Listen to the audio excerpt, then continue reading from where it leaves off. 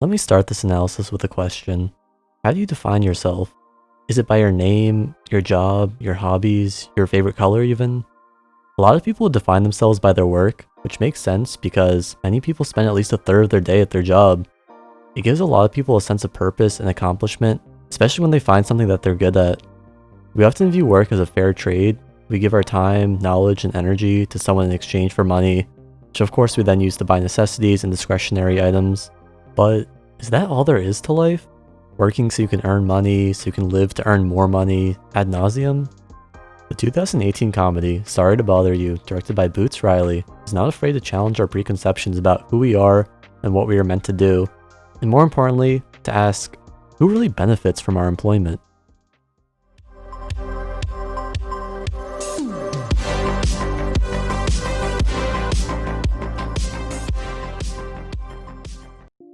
A brief summary for those who haven't seen this film, although I really encourage you to enjoy this amazing film for yourself if you haven't yet. This movie follows Cassius Green, or Cash, played by Lakeith Stanfield, as he tries to get a job as a telemarketer and make money to pay his rent. Eventually, he gets pretty good at telemarketing and rises to the ranks of power caller, a position that gives him great status and wealth, at the price of him having to compromise himself and the lives of others. And from there, things decline. This movie makes some poignant comparisons to slavery in America's past, and is bold enough to say we are not safe from its heinous grasp even now, or even in the future. Cash's girlfriend Detroit, played by Tessa Thompson, tries to explain to Cash at her art gallery how much of the labor that built America was stolen, but he refuses to listen, an ominous foreshadowing of the lesson he will soon learn. She explains that Africa is where humanity started. I want to talk about life shaped by exploitation and fighting for a say in our own lives. How beauty, love, and laughter is able to thrive and flourish under almost any circumstances. How capitalism started by stealing labor from Africans. She unveils the dirty underbelly and duality of wealth and extravagance, as for every diamond, there is the blood of an exploited laborer, as we also learned in Uncut Gems. We all know about the horrific truths about slavery from our public school system, but slavery is over now in America, and Cassius chose to get his own job, so this movie can't be about slavery, right? Well, there's still a little bit more to unpack here. To start, this movie alludes in the beginning of something called Worry Free, a company designed to take care of all your day-to-day worries such as food and shelter by giving you a menial job for the rest of your life. Some people even say it doesn't sound like a bad deal, and it is still your choice if you want to participate in something like this, right? Their advertisements are fun and colorful with catchy slogans like, "Worry Free, if you live there, you'd be at work already." Cassius is even enticed by what Worry Free is offering for a brief moment, as from the beginning of the movie it is clear that he has a fairly nihilistic view of life and thinks he only exists to work to pay for his rent and then ultimately die. So why shouldn't someone like Cash get a job at Worry Free? Well, the only problem is this lifestyle would remove any sense of autonomy you have in your life. There is now no need for culture such as what clothes you wear, what art you consume, what food you eat, etc., as your entire purpose and identity would be given to you. Now your only goal of life is to work, and you would have no choice to revert back as it is a lifetime contract. Plus, even if you did try to escape, the company still unconsciously makes it impossible as they give you no money, as money is worthless if they are providing all your basic needs. And you would have renounced all your material possessions and wealth upon entering the company. Sure, you would have consistent work and would no longer have to fret about daily problems, but now what is your purpose of your time on Earth? To make money for someone else instead of finding your own purpose and happiness? It is eerily reminiscent of companies like Boxcon that manufacture small technology parts for huge companies like Apple or Samsung. The workers are often paid cents a day on shifts that are up to 18 hours a day on an extremely monotonous task, and sleep in packed rooms within the same factory. Escape is almost impossible as they make barely any money to begin with and have nothing to their name. And if they decide to commit suicide to exit the cruel cycle they were born into, well, the company has already thought of that by installing suicide nets. The propaganda of Worry Free is extremely concerning too, as it gives the illusion of choice and free will, but is in fact preying on the weak and vulnerable members of society who probably already have nothing, and have nothing to lose. It almost reminds me of how pimps and human traffickers will try to convince vulnerable women to go into prostitution so they can become rich, only to find themselves in a cycle of abuse where all their money funnels up to their abusers. The movie warns us that slavery is very much still present, but it is very much harder to detect now more than ever. But the film chooses to highlight the people and social structures that enable slavery, rather than the slaves themselves, as we will see with Cassius' journey to wealth. Of course, Cassius chooses for himself to get the telemarketer job, and to reiterate, it is only because he needs to pay his rent. In effect, there's not much choice he has in obtaining this job, as the alternative is homelessness, so he's essentially forced into a form of indentured servitude by providing his labor to the telemarketing company, Regalview, to pay his debts to his uncle, the landlord. He initially struggles at his job and can't land a single sale, but a coworker turns to him to give him some advice. He tells him to use his white voice and to sound like he don't have a care. With this secret to success, he is able to excel at his job and make plenty of sales. He even starts making friends at his job as his one coworker Squeeze notifies him of a strike to protest Regalview's unfair labor practices and lack of benefits. Cassius obliges to be part of the movement and joins in on the strike where all the employees put the phones down, essentially sabotaging Regalview's business model and putting the power back in the hands of the working class. Or at least that's what they think. See, just as Cassius thinks he is going to get fired, they actually offer to promote him to what is known as a power caller, which is where the company really makes money, as he learns. Ultimately, it reveals how capitalism can quell any dissent with the right amount of money. Cash is green, after all. Power and color play a huge role in the film once Cassius becomes a power caller and advances to a higher class. The CEO of Worry Free, Steve Lift, played by Armie Hammer, is of course white, and essentially has an army of laborers working for his own benefit at the Worry Free factories, which are analogous to plantations. It would be too easy to say that everyone that is white in the movie is supposed to be some kind of slave master, that everyone that is a minority is the oppressed. But the movie isn't that black and white. Cassius meets Mr. Blank, a fellow black power caller. On the surface, Mr. Blank seems like he has it all, as he has a great job, is extremely stylish, and is devilishly charismatic.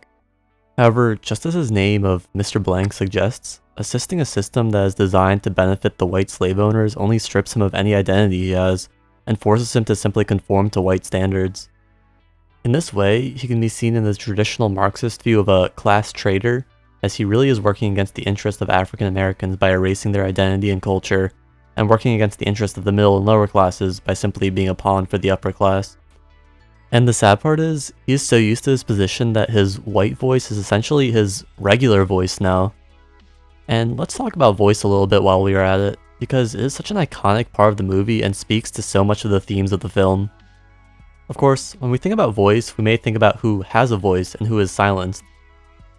The black characters like Cash, Detroit, and Mr. Blank all literally have voices. They can talk just fine to people, but the film points out what kind of voices people prefer to listen to.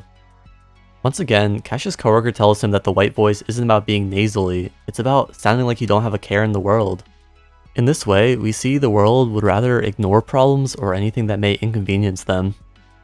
I mean, the title of the film, Sorry to Bother You, is a phrase people hate hearing, as no one wants to be bothered or inconvenienced.